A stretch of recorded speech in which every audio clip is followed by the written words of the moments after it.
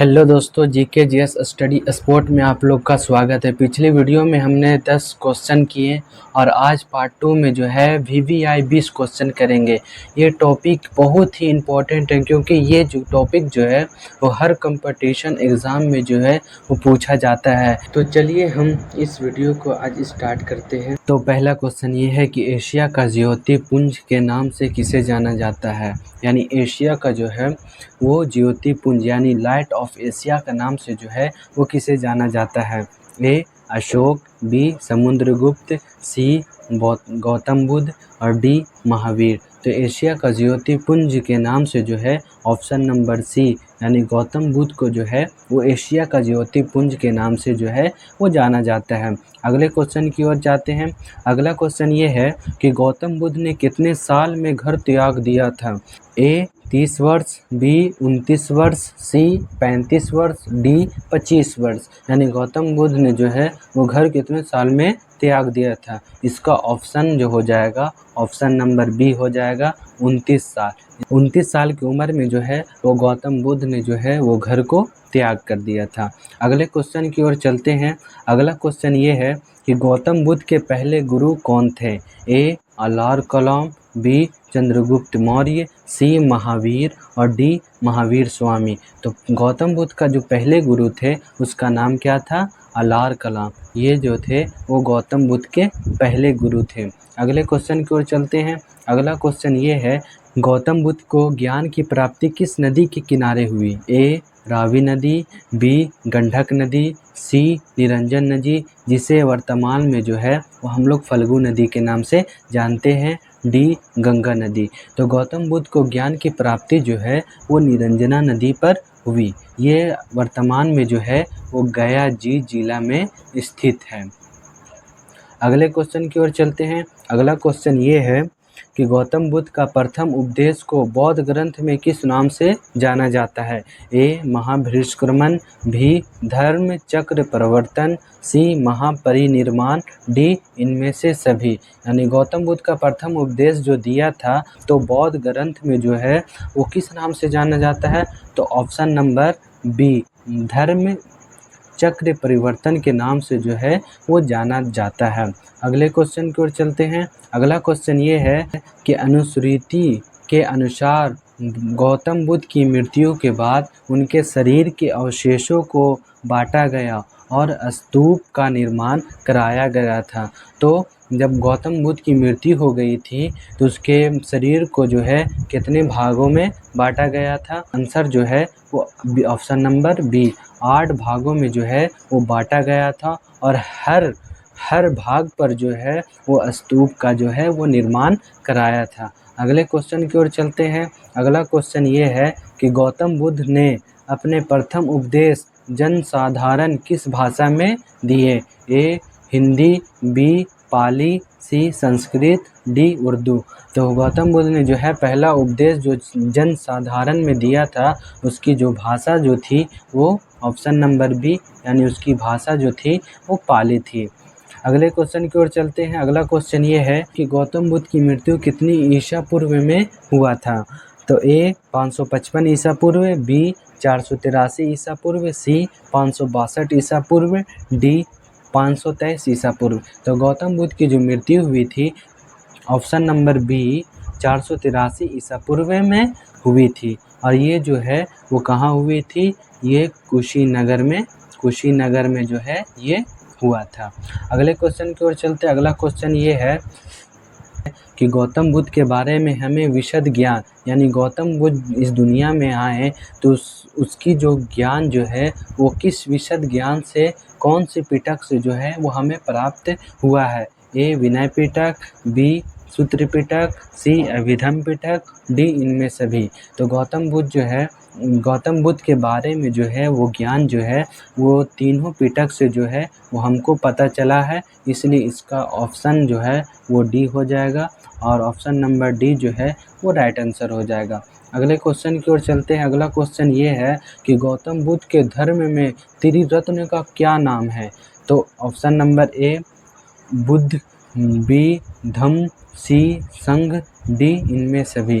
तो ये 10वां का जो आंसर हो जाएगा option number D, option number D.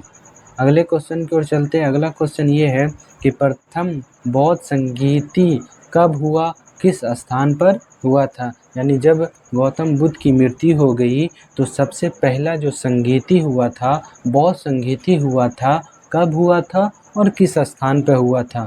Option A 435 ईसा पूर्व वैशाली में, बी 565 ईसा पूर्व कुंडलवन में, सी 556 ईसा पूर्व पटना में, डी 483 ईसा पूर्व राजगीर में। इस क्वेश्चन का आंसर जो हो जाएगा ऑप्शन नंबर डी हो जाएगा।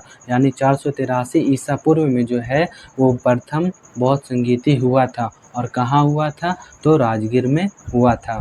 अगले क्वेश्चन की ओर चलते हैं। अगला क्वेश्चन ये है कि द्वितीय बौद्ध संगीत कब और किस स्थान पर हुआ था। तो इसका ऑप्शन ए है 383 ईसा पूर्व वैशाली, 565 ईसा पूर्व कुंडलवन, सी ये है ये 556 ईसा पूर्व पटना, डी 483 ईसा पूर्व राजगीर। यानी जब द्वितीय बौद्ध संगीत हुआ था वो कब हुआ था, तो द्वितीय बौद्ध संगीत जो है वो 383 ईसा पूर्व में हुआ था। कहाँ हुआ था, वैशाली में हुआ था। इस क्वेश्चन का आंसर जो हो जाएगा वो ए हो जाएगा।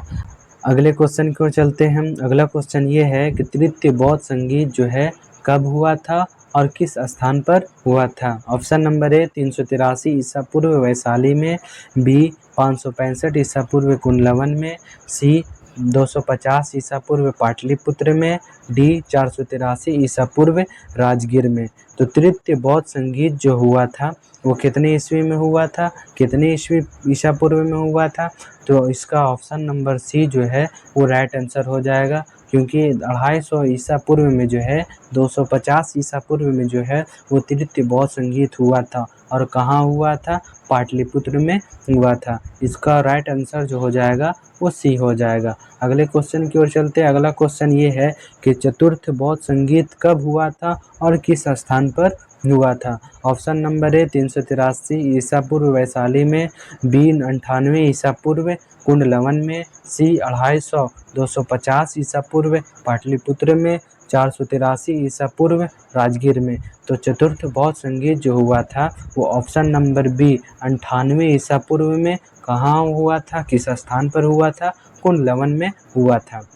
अगले क्वेश्चन की ओर चलते हैं। अगला क्वेश्चन ये है कि प्रथम बौद्ध संगीति का अध्यक्ष तथा किसके शासनकाल में हुआ था। ए महाकश्यप अजातशत्रु, बी सबाकामी कालाशोक, सी मोगलीपुत्र तिसिस अशोक, डी वसुमित्र कनिष्क। यानी जब पहला बौद्ध संगीत हुआ था तो उस वक्त जो था वो अध्यक्ष कौन कर रहा था और किसके शासनकाल में जो है वो हुआ था। इस क्वेश्चन का आंसर जो हो जाएगा option number A, option number A Mahakashyap के समय में जो है वो पहला बौद्ध संगीत हुआ था, जिसका अध्यक्ष जो है महाकश्यप कर रहा था। और उस वक्त जो है वो शासनकाल जो है वो अजातशत्रु का था। अगले क्वेश्चन की ओर चलते हैं। अगला क्वेश्चन ये है कि द्वितीय बौद्ध संगीत का अध्यक्ष तथा किसके शासनकाल में हुआ था।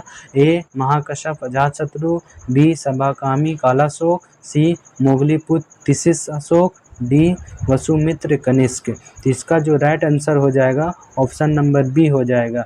द्वितीय बौद्ध संगीत जो है उसकी अध्यक्षता जो है वो सबाकामी कर रहा था। और किसके शासनकाल में हुआ था, कालाशोक के शासनकाल में हुआ था। यानी 16 का आंसर जो हो जाएगा वो बी हो जाएगा। अगले क्वेश्चन की ओर चलते हैं। अगला क्वेश्चन ये है कि तृतीय बौद्ध संगीति का अध्यक्ष तथा किसके शासनकाल में हुआ था। ए महाकश्यप अजातशत्रु, बी सबाकामी कालाशोक, सी मोगलीपुत्र तिसिस अशोक, डी वसुमित्र कनिष्क। यानी तृतीय बौद्ध संगीत जो है वो किसकी अध्यक्षता में और किसके शासनकाल में हुआ था। इसका जो राइट आंसर हो जाएगा वो ऑप्शन नंबर सी हो जाएगा। यानी तृतीय बौद्ध संगीत जो है उसकी अध्यक्षता कौन कर रही थी, मोगलीपुत्र तिसिस कर रही थी। और उस किसके शासनकाल में हुआ था, अशोक के शासनकाल में हुआ था। तो 17 का आंसर जो हो जाएगा वो सी हो जाएगा। अगले क्वेश्चन की ओर चलते हैं। अगला क्वेश्चन ये है कि चतुर्थ बौद्ध संगीत का अध्यक्ष तथा किसके शासनकाल में हुआ था। ए महाकश्यप अजातशत्रु, बी सबाकामी कालाशोक, सी मोगलीपुत्र तिसिस अशोक, डी वसुमित्र कनिष्क। यानी चतुर्थ बौद्ध संगीत जो हुआ था वो वसुमित्र कनिष्क यानी वसुमित्र जो थे वो चतुर्थ बौद्ध संगीत के अध्यक्ष थे और कनिष्क जो थे वो चतुर्थ बौद्ध संगीति के जो है वो शासन काल में हुआ था। अगले क्वेश्चन की ओर चलते हैं। अगला क्वेश्चन ये है कि बौद्ध धर्म का सबसे पवित्र त्यौहार कौन सा है? ए पूर्णिमा, बी बुद्ध पूर्णिमा, सी चैत्र पूर्णिमा, डी आषाढ़ पूर्णिमा। यानी बौद्ध धर्म का सबसे पवित्र त्यौहार जो है वो कौन सा है?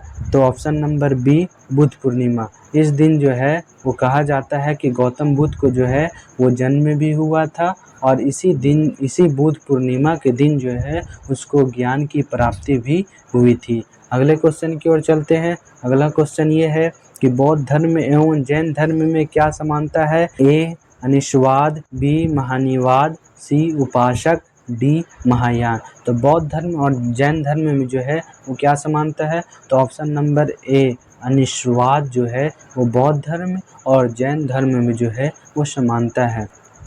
अगर ये वीडियो अच्छा लगा हो तो प्लीज़ हमारे channel GK GS study sport channel को सब्सक्राइब करें और बेल आइकन को दबाना ना भूलें, ताकि जो भी वीडियो आने वाली हो वो सबसे पहले जो है वो आप तक पहुँचे।